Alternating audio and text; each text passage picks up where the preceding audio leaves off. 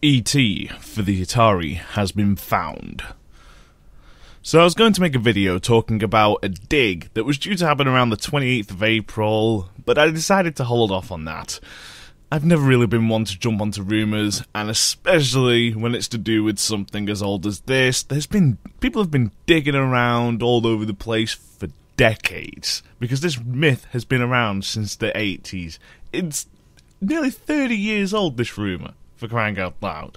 So I'm not really one to jump onto this, and yeah, it's one of, if not the biggest video gaming myths of all time.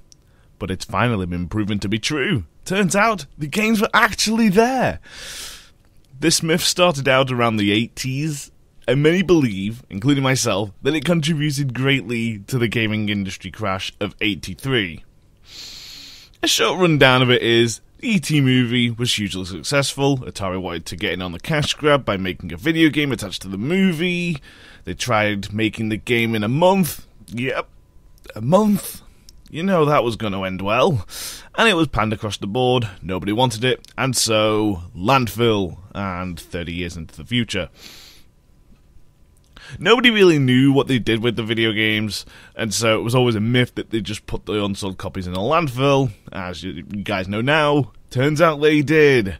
Also, Microsoft is getting in on the action by making its own documentary about Atari and the landfill site, of course, and it's due to be an Xbox exclusive, so if you're on Xbox, you'll be able to watch this documentary whenever it comes out. Until the internet gets it, that is.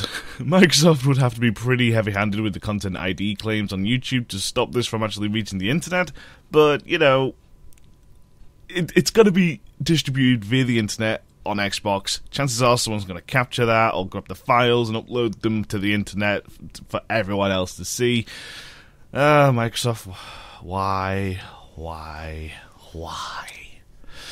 Ah, well. But yeah, it's really, really good to know that this myth has finally been debunked, and we finally know the truth behind what happened to all these games.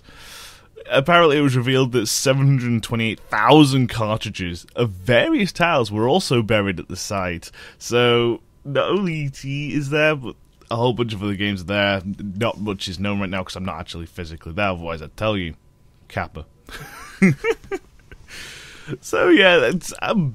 yeah, although I am kind of a little bit sad about this, because it's literally the biggest myth of all time, and it also contributed to the video game industry crash of '83.